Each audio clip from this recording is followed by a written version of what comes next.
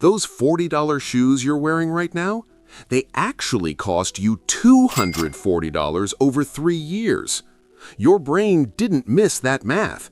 It hid it from you on purpose. Here's the psychology keeping you broke. You were taught that paying less is smart, that frugal means choosing the cheapest option. But cheap isn't affordable. Cheap is low pain now and devastating cost later. Your brain doesn't calculate value, it calculates relief. When you see $40 versus $150, your brain doesn't ask which is better, it asks which hurts less right now. That instinct feels safe. It is quietly bankrupting you. Those $40 shoes last about 6 months with daily wear. 2 pairs a year, $80. Over 3 years, $240. A quality pair costs $150 and lasts 3 to 5 years. So you saved money and still lost $90, plus 6 shopping trips, plus constant discomfort. But that's not even the expensive part. A slow laptop costs you 40 minutes every single day. That's 21 full workdays a year just waiting. You only have about 4 high-value thinking hours a day. A slow laptop steals one of them.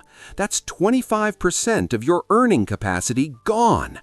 Research shows slow computers cause employees to lose 145 hours of productivity annually.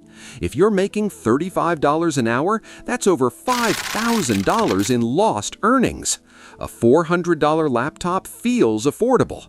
It cost you $5,000 that year alone. Over 3 years, $15,000 vanished because a $900 laptop felt too expensive. Pause for a second. Open your phone right now. Check your subscriptions. You're paying for at least 2 things you forgot existed. Cancel them. That's $40 to $60 back this month. Here's what no one tells you. The companies selling you cheap products already did the math. They know exactly how long things will last. They know exactly when you'll be back. You're not a customer. You're a subscription to poverty. When things break constantly, your brain adapts. You stop expecting reliability. You lower your standards. You accept friction.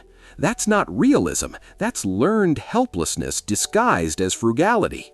Cheap food saves you $1 at checkout, then costs you thousands later. 2 out of 3 Americans eat fast food at least once a week. The average American spends $148 monthly on fast food. That's $1,776 per year. Home cooking costs about half that, but here's the real cost. Research shows eating fast food twice a week or more increases your risk of type 2 diabetes by 27%. Type 2 diabetes costs the average person $12,000 per year in direct medical expenses attributable to the disease. So that $7 meal that saved you $3, it can cost you $12,000 annually. And here's what will make you angry. Your employer knows this too. Tired employees don't negotiate. Broke employees don't leave. They're not underpaying you by accident. They are banking on your exhaustion. That's not a conspiracy theory. That's a business model. This is the real trap. Even when you see all of this, you're still stuck. Because to stop wasting money, you need money to waste. That's the Bootstrap paradox. You need a $900 laptop to stop losing $15,000, but you don't have $900 because you've been losing $15,000. You need quality food to have the energy to earn more, but you can't afford quality food because you don't have the energy to earn more.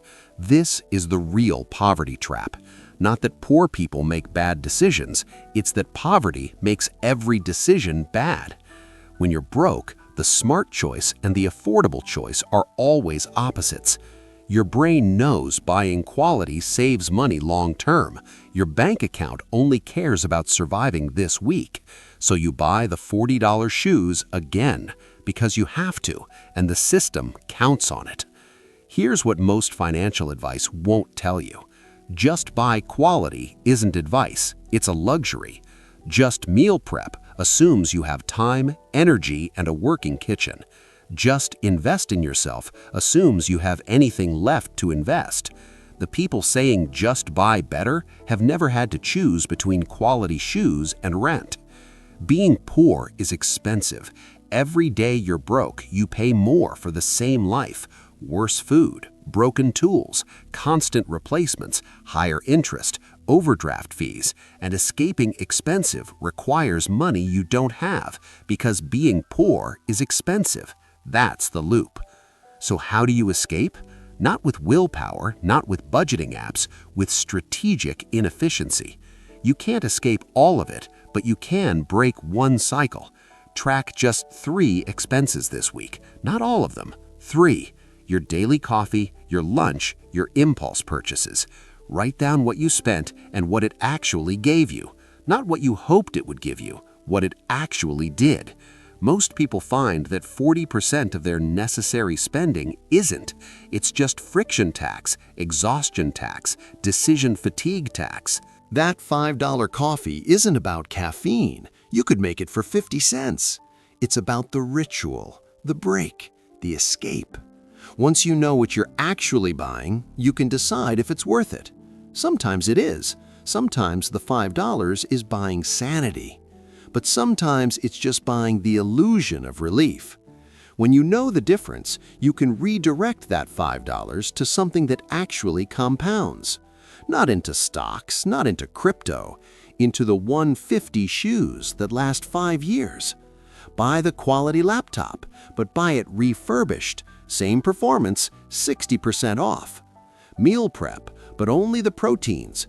Buy bulk chicken, cook once weekly. Fill the rest with cheap rice and frozen vegetables. You just saved 40% over fast food and 80% of the prep time. Don't buy quality everything. Buy quality for the 3 things you use every single day. The trap isn't that you can't afford quality. It's that you're told to buy quality for everything or nothing. That's a false choice designed to keep you stuck. Break one loop, just one. Then use the savings to break the next. You break one loop with awareness. Then you use the savings from that loop to break the next one. That's not a hack. That's not motivation. That's just math that's finally working for you instead of against you.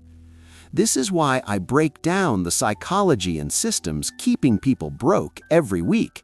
Not to sell you courses, not to pretend there's one weird trick, but because someone should at least be honest about how the game actually works and where the few real openings are. If this explains something you felt but couldn't articulate, subscribe, because understanding the trap is the first step to escaping it.